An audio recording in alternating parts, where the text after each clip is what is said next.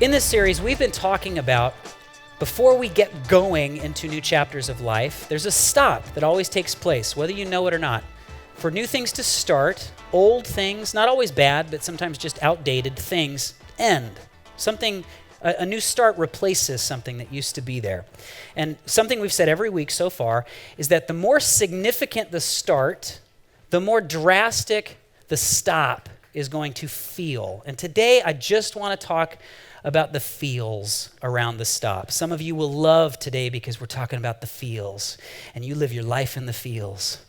Some of you today, this is going to be excruciating because you avoid the feels every chance you get, but we've got to talk about the feels.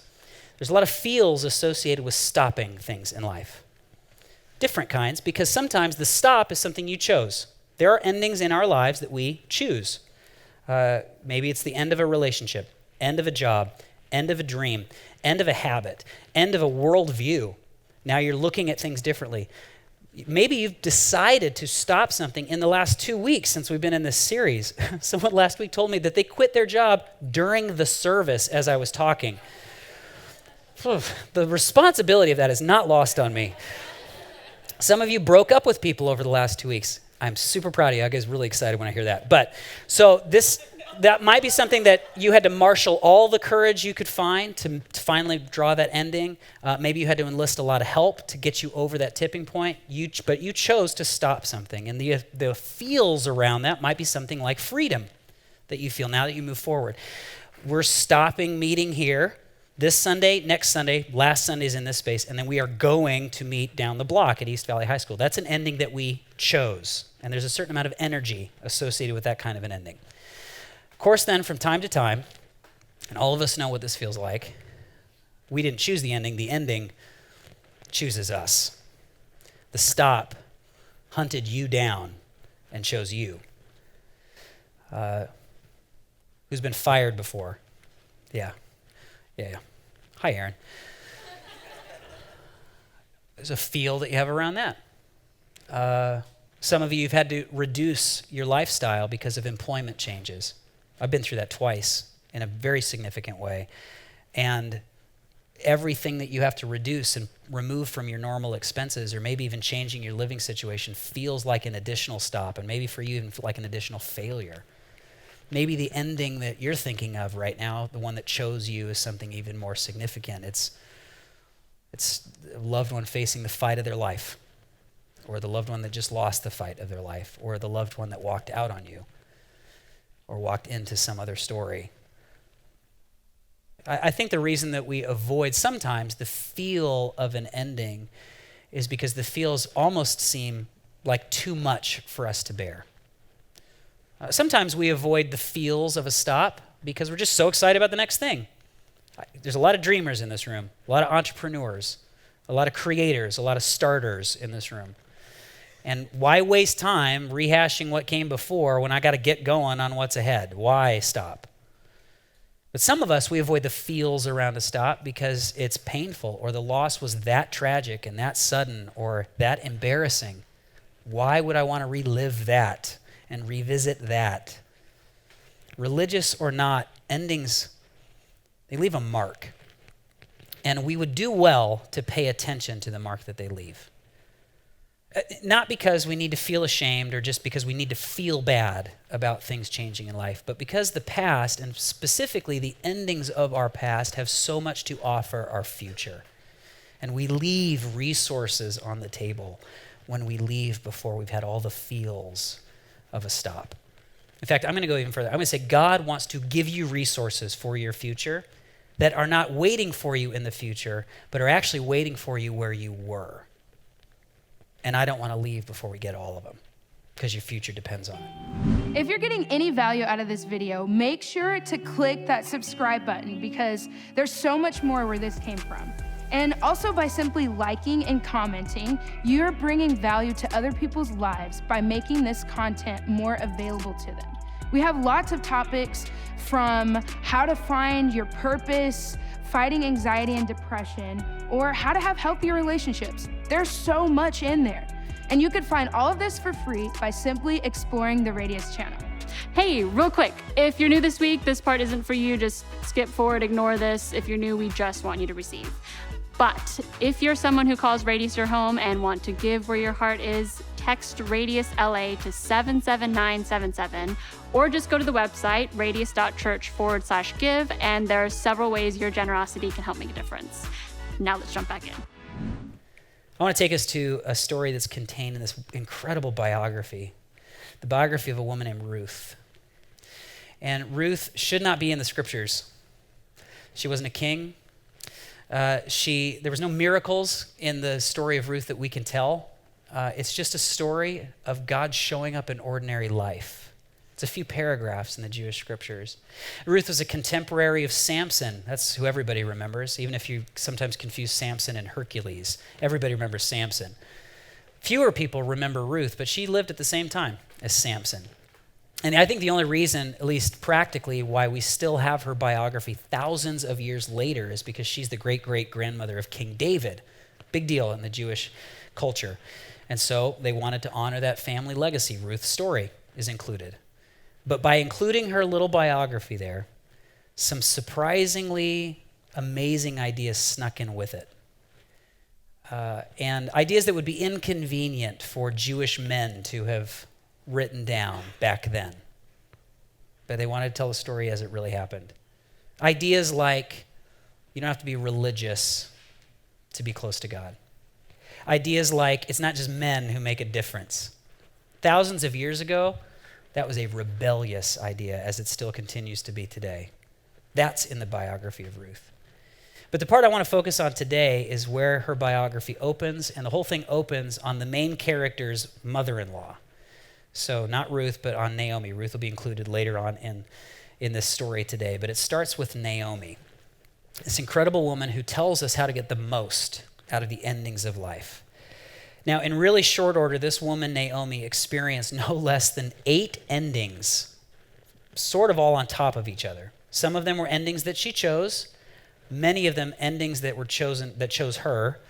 All of them left a mark on her life. The first 2 endings are ones that, to me, I can immediately feel. Starts in the first sentence of Ruth's biography. In the days when the judges ruled, there was a famine in the land, so a man from Bethlehem, like the town you've heard of before, in Judah, together with his wife and 2 sons, went to live for a while in the country of Moab. The man's name was Elimelech. His wife's name was Naomi. Ending number 1 chose Naomi. Your home cannot support your future. For her, it was a famine. Hopefully you didn't move to Los Angeles because where you're from had a famine. It's possible. I doubt it. It's probably because your dreams had greater potential than maybe Bakersfield was going to provide. So you came here. I don't mean to pick on Bakersfield. I'm just saying it's one option. Could have been Omaha. It could be, I'm going to try and offend everybody here. Omaha's a wonderful town. But there's a reason that you decided, there was a way in which sort of a limitation or an ending chose you, like, well, I need more than what this is going to provide. So that's the ending that chose her, the famine. If we're going to survive, they chose ending number 2, which was to move 100 miles away, which back then meant maybe never seeing family ever again. 100 miles away was a big trip back then, but we're going to go to where we could probably survive, set up roots there. And then right after they move, ending 3, 4, 5, and 6 batter this woman's life. First one, verse 3. Now Elimelech, Naomi's husband, died. She's left with her 2 sons. Ending chose her. Now she's a single mom. Now a widow back then, that's a death sentence. But she had 2 boys, so if they get married, produce family, then that's a retirement plan back then for a woman. So as long as her 2 sons are around, she's okay. Next sentence, the 2 sons, they married Moabite women, one named Orpah, not Oprah, and the other Ruth. Now this is good. Marriage means potentially grandkids. Grandkids could mean a future for her. There's some hope. But next sentence, after they'd lived there about 10 years, both Mahlon and Chilion, those are the sons' names, they also died. And Naomi was left without her 2 sons and her husband. So if you're keeping score, that's ending 3 with her husband, ending 4 and 5 with her boys. That chose her. And with that last son was ending number 6, which was a sense of security for the future. All of those endings happening in pretty quick succession.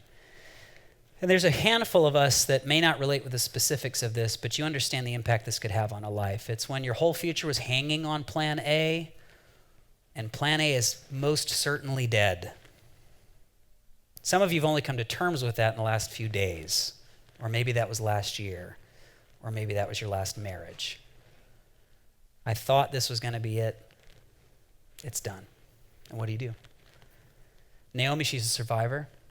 So she did the only thing I think she knew to do, which was to go back. After 10 years of living in Moab, I'm going to go back to my hometown. Maybe there's some extended family.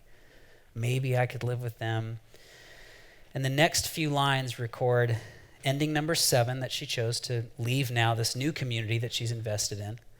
And then courageously, she chooses this final ending. And the final ending is to look at her 2 daughters-in-law and to say, if you go with me, your future is almost certainly going to be discouraging.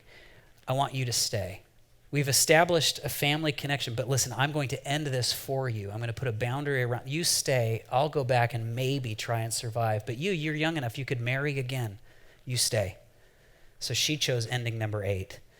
And the way she describes it to try and prove the point, verse 13, is she says, it's more bitter for me than for you because the Lord's hand has turned against me. Now, if you're new to the scriptures, you might be surprised that you're allowed to talk to God like this or about God like this. The encouraging thing to me is from cover to cover in the scriptures, people are just honest about how they're feeling with the way the world is working. God, I'm mad at you. God, I'm confused with you. God, I'm not even sure you're there. So it seems for Naomi, like the only data available to me leads me to assume God is against me. I'm just not one of the lucky ones that God, makes life work out for, not me. Orpah, not Oprah, turns back and she decides to stay in Moab. Ruth, this is really the first thing we get to know about Ruth, decides to stay with Naomi. I have no idea why. In fact, she decides not just to stay with her, like, let me help you move back and then we'll figure things out. The way she expresses this commitment to Naomi is some of the most powerfully poetic language you will find in the Jewish scriptures. Some of you used it in your wedding. She said, I will make a covenant with you. My future is tied with you. I will live and I will die with you. You are now my people. You are my future, she says. So then Naomi and Ruth go back to Bethlehem, go back to their home. And here's how they are welcomed back home. Verse 19, when they arrived in Bethlehem, the whole town was stirred, which is a small town. The whole town was stirred because of them. And the women of the town exclaimed, can this be Naomi? We don't even recognize you anymore. Now, this is how you know that Naomi's not a super religious person, because super religious people, even after a lot of losses, they put on that brave face and quote Bible verses. Have you ever encountered someone like that? Like, whoa, last year must have been rough. Yeah, but God's got this. Ding! Like, this must be torture for you. Like, yeah, but God's got a plan. All things work out for the good. You know what I'm saying? I just want you to know, if you're doing that, I understand why you're doing that. I've certainly done that before. I just want you to know that you do not have to be God's publicity. And a lot of people put on that face because they think by being honest about how they feel about God, it's bad press for him. Naomi is putting on no facade here. The effects of these losses are all over her face. You're unrecognizable. The Naomi that left, even in a famine, looked like she had a whole lot more life than the Naomi that's coming back from Bethlehem. And so she says, well, there's a reason for this. Verse 20, don't call me Naomi, she said. Call me Mara, because the Almighty has made my life very bitter. Naomi literally means pleasant, and that just seems like an insult. Mara, that means bitter. That sounds more like it. She says, I went away full. The Lord has brought me back empty. Some of you, this is how you would describe the last few months of your life. I started this initiative full. Energy, hope, vision, faith. I started this relationship so excited. Never again will I go through the pain that I've gone through before. This is the right one. This is the right time. This is the right idea. You've gone away full, but you've come back for some reason empty. It didn't work out. Someone betrayed you. It's all over. I've come back empty. The Lord has afflicted me, she said. The Almighty has brought misfortune upon me. She's experiencing the feels of all these stops. And it's the healthiest thing she could possibly do. She is experiencing what we would call grief. Some of us avoid grief. And I'm not just talking about feeling sad about something ending. That's not grief. Some of us avoid the discipline, the practice, the orientation of grief. And when we do that, we end up bringing forward all kinds of burdens, baggage, and obstacles into our future. When we avoid really metabolizing how a stop feels, the effect that a stop has had, we are doomed to blindly repeat patterns that got us into the bad relationships in the first place. We are often, and some of you, we're doomed to carry anger underneath the surface that we become numb to. Some of you are more angry than you're aware of, but the people closest to you know that you're incredibly angry because your passive aggression is getting out of control. And you're so angry about something or someone that you can't get a time machine and go back and change. It's done, but you're still angry. You bring that forward. Some of you, because we've not grieved the stop that's happened in the past, you have to, everything you can is trying to escape the emotions that spring up when the memory springs up. And you'll escape into overworking, overplaying. You'll try and beg other people to fill in that gap that you're now feeling. You need this spouse to be perfect for you. You need this church to be perfect for you because that last church wasn't perfect for me. And it's because we haven't grieved all the feels around the last stop. I think Naomi was choosing grief, whether she knew it or not. I think she's choosing grief. And apparently God thinks that's a great idea. There's an entire manuscript in the Jewish scriptures devoted to grief. It's a whole book called Lamentations. It's super funny. But if you're going through it, that's not a bad place to start. About a third of the Psalms, man, read those puppies and be like, this guy is singing the same blues. Somebody here has experienced loss. Somebody here has experienced anger with the universe, God, with themselves. This is grief. And I think God thinks it's a good idea.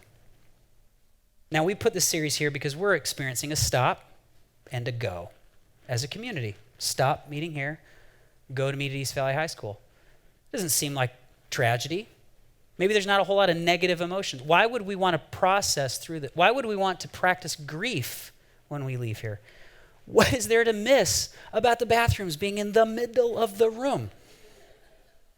What is there to miss about an air conditioning that sometimes works and every time leaks on us?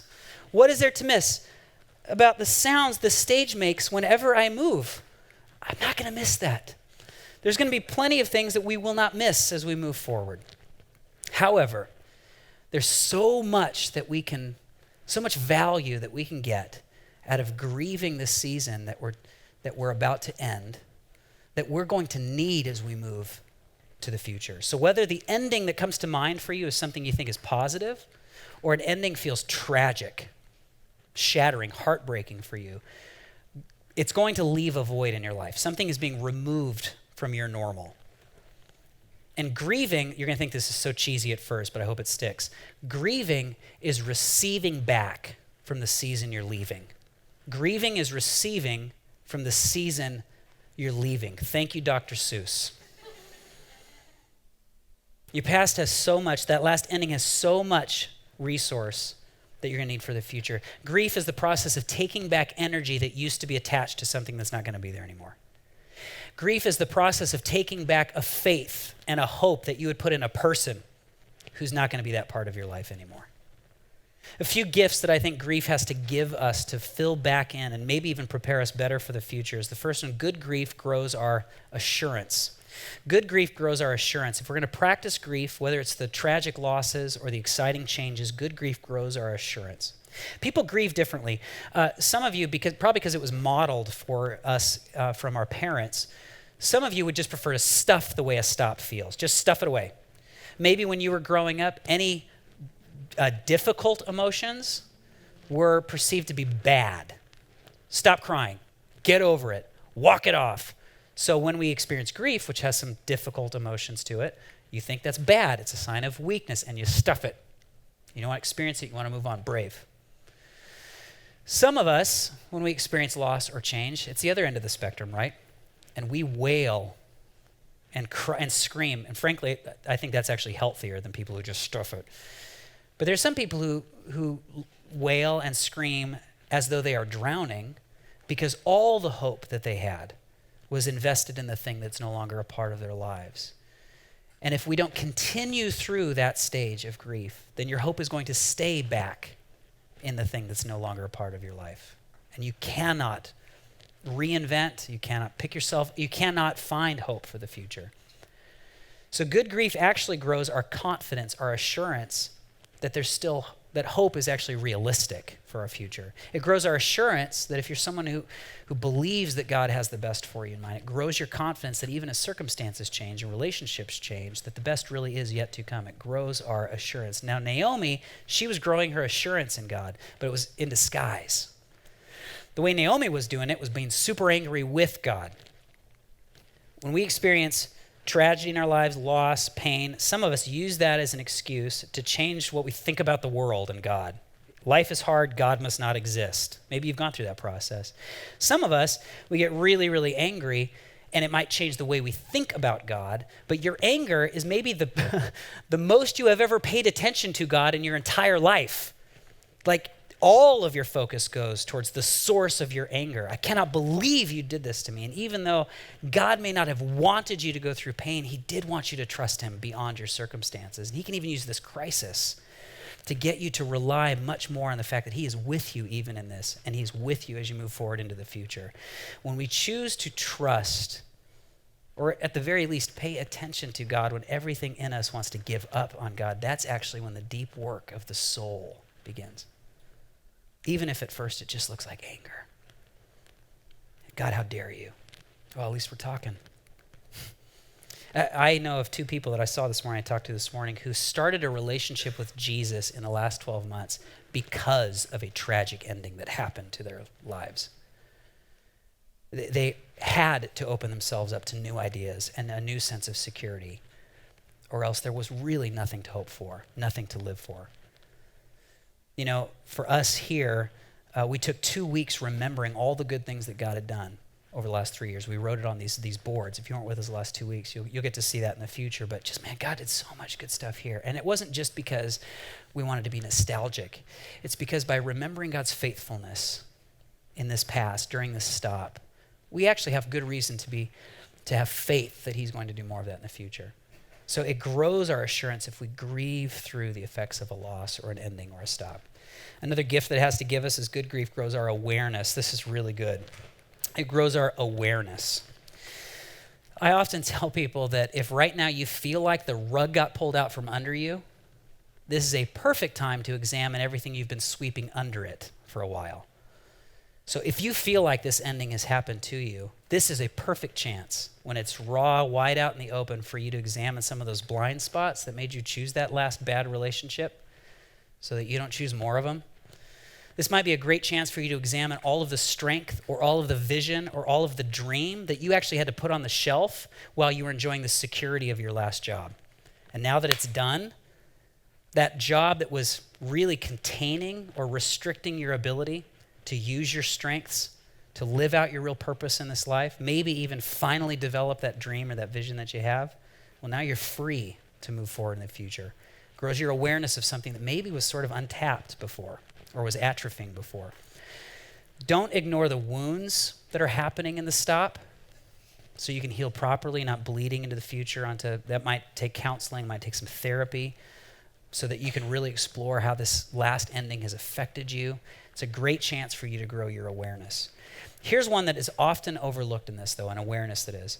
For those of you who have chosen exciting endings, like I'm stopping this last chapter, stopping this relationship, and I'm moving on, and there's a lot of energy for where you're going. Grieving that good start means that you're growing your awareness of how your positive changes might have a negative impact on some other people. Your change, as good as it is for you, it doesn't mean it's bad that you did that, disrupts other people's normal. And to grow your compassion and your empathy, it'd be great for you to grow your awareness of that. Before any of you heard that we were moving to East Valley, you know who heard first? Joe Coffey. We found out it was going to happen. It was a green light, and the staff together, we just decided, listen, before we announce this to anybody, I wanted to walk over there personally, talk to the owners of Joe Coffey, and let them know that we're moving. Before they hear it from anybody else or through the grapevine, I wanted to tell them. You might not know this, but since we've moved in the last 3 years, Sunday has become their most lucrative day. That's your fault. And we love them. They've served us. They've sacrificed for us. They've been a partner in this neighborhood with us. And I know that we're just down the block, so many of you will still probably walk over and get your coffee here, or during the week you patronize Joe Coffee when they get back up and running after the fires. But I would be delusional to think us leaving won't have some impact on them. So I wanted them to know, and they were so grateful. And I gave them as much notice as we possibly could, so if they want to come up with a new strategy, they can. That just good grief grows our awareness. The last gift that it gives us, this is so good, good grief grows our appreciation. It grows our appreciation. I want you to think about grief like a metabolism. When your body takes in food, right? The metabolism, if your body's healthy, functioning, it's going to retain nutrients that you're going to need. It's going to add value to your future, and then it excretes the stuff you don't need. This is a really important process because it doesn't treat all food like just all good, all bad. It retains the value. It deletes the toxicity or the unhealth from your future. Same thing with grief. A lot of times when we talk about our past, we have a tendency to caricature our past. You know, when you talk to people and you ask about some chapter that they used to have you ever heard it come up like when they say, oh, he was the worst boss, or my girlfriend was crazy, or I hate where I'm from. And you're just thinking, wow, that's amazing you survived. Like, that just sounds awful. Nothing good at all. There's nothing good. This is the worst, which is also a way of sort of justifying the choices that you've now made, or feeling a little bit more affirmed with where your life is now from where it used to be. Of course, there's people who caricature it the other way. My mom was perfect. Absolutely perfect. That last guy, he was the best. He was the one for me, but I wasn't the one for him, I suppose. That's it. Just couldn't have gotten any better, and now it's just, I don't know why I'm using that voice. That job was the best opportunity I will ever have. I was living the dream, and now it's done. That's a caricature. With both of those extremes, there is something of value back there.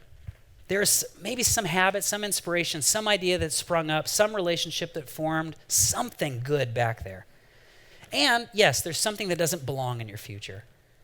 So it's going to grow your appreciation. In other words, I'm going to be grateful for the good that existed in the last chapter, and I'm going to use that to add value, to appreciate my life into the future.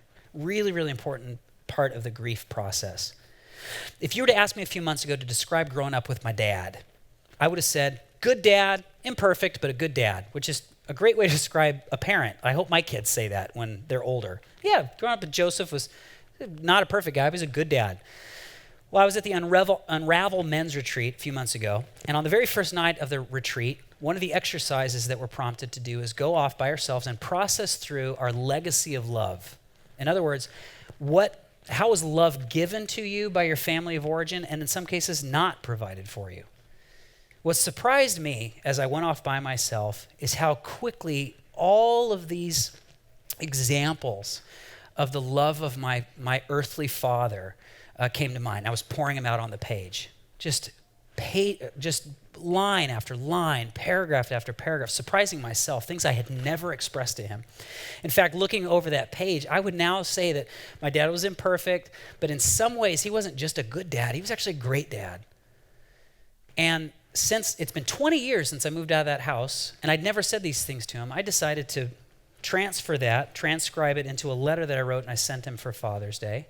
I'm still in a tight relationship with my dad. We talk all the time, but I just thought I wanted to write this down, so he's got it in front of him, and I sent it to him. But beyond just saying I'm grateful, like that part of appreciation, I also told him how I've taken what he gave me, the love he poured into me, and that's part of how I'm a husband, and how I'm a dad, and even how I'm a leader, and how I'm a man. So it's adding value to my future, and it took that process of going through to really see like what existed here that we want to repeat, we want more of in the future. After 8 endings, if I can come back to Naomi's story here, Naomi was about to start a brand new adventure, but it's because she decided to grieve. It deepened her trust and her reliance on God's direction in her life. It deepened her expectation and awareness moving forward of what God wanted to do. So there's no way she could have known that her great-great-grandson was going to be King David. No way. And there's absolutely no way that Naomi and Ruth could have known that they were the distant ancestors of a man who came here and chose the most tragic ending ever. Jesus Christ decided to choose an ending so that he could prove to us that the greatest miracle in the world is not that a good God gives good things to good people. So if you're good enough, you'll never have another ending in your life. That is a lie. The real miracle is being rescued from dependency on your comfort. The real miracle is being rescued from dependency on your happiness. Because the real adventure has a lot of endings and a lot of pain, but a lot of strength and a lot of vision and a lot of hope. I want you to metabolize the last ending in your life. And it might have just been last week when you decided to quit your job while I was preaching, or maybe it was a decade ago and you lost someone that you loved. I don't know. But think right now about that last big ending you've had in your life, and I wonder if it still has something to offer. In fact, is there a way that you could enter into this next chapter of your life, next relationship, idea, initiative, better because you've lost? I think there might be more waiting for you back there. Let me say it one more time, and you can roll your eyes, but I just hope you don't forget it, that grieving is receiving from the season you're leaving.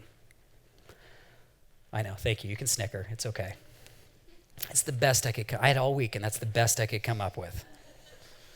But I hope that helps us understand why it's crucial for us to practice the discipline, the orientation of grief, even when the changes feel good, because there is so much that your past has to offer your future if we're willing to slow down and experience the feels of a stop.